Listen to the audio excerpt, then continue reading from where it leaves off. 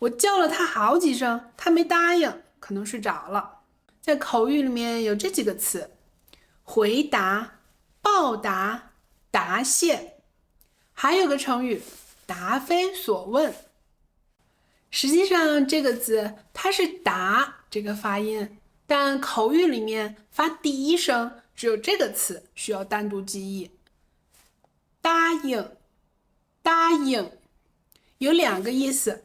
第一个，他答应我今天晚上一起吃饭呢，他答应我了。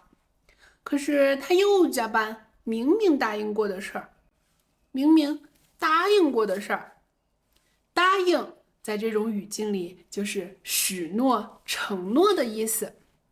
他答应我了，可是他又加班，明明答应过的事儿。第二个用法，我叫了他好几声，他没答应，可能睡着了。他没答应，可能睡着了。给小狗取名字，你叫它一声，它答应了才行啊，它答应了才行啊。这个答应就是回应的意思。接下来，这个最常见的发音，在口语里面有这几个词：回答、报答、答谢，还有个成语答非所问。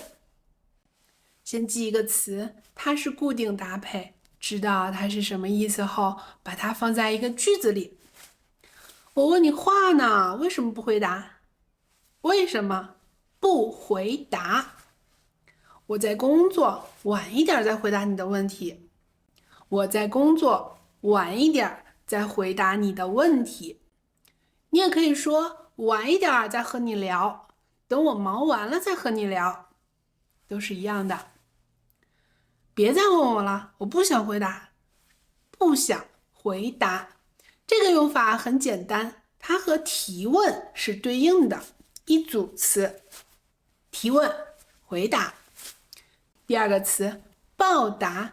比如你帮了我个忙，我就说，以后有用得上我的地方，你说一声，我会好好报答你的。我会好好报答你的。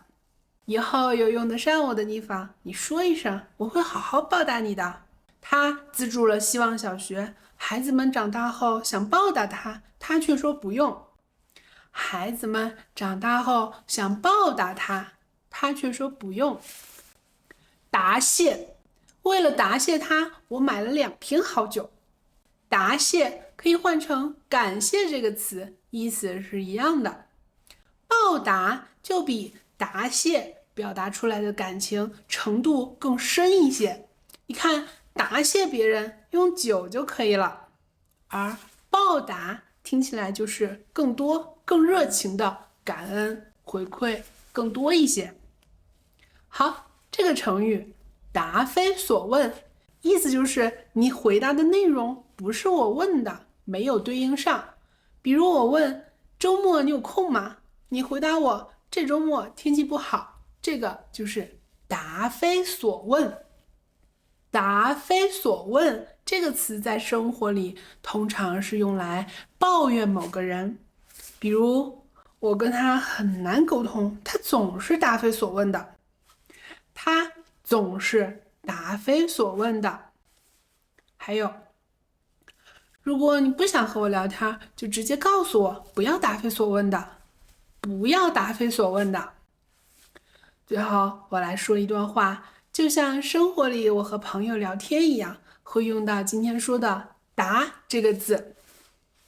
有时候我不敢和朋友晚上约饭，因为加班是不可控的，万一答应了却没去，我会觉得内疚。万一答应了却没去，答应了，你记得吗？了这个字的用法，我之前有说过，它放在动词的后面，就表示这个动作已经完成了。我一个朋友出去玩，帮我从国外扛回来一件衣服，我俩同城，他都是找快递给我送来，我想答谢他，也没有机会单独见面。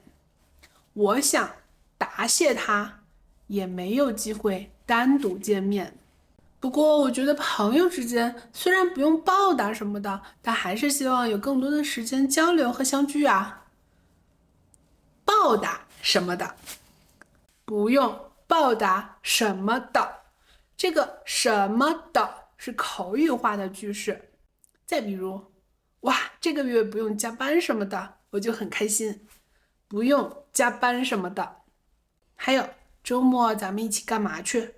运动什么的都可以呀。运动什么的都可以呀。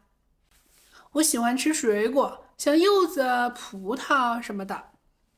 什么的通常用来举例，放在名词的末尾。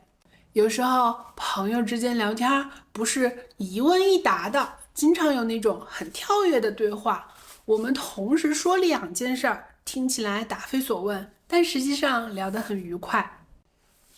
一问一答，答非所问，这2个词是成语，也是固定搭配。好，今天的内容就是这些啦。下次我们说发，中国人祝福别人会说发财。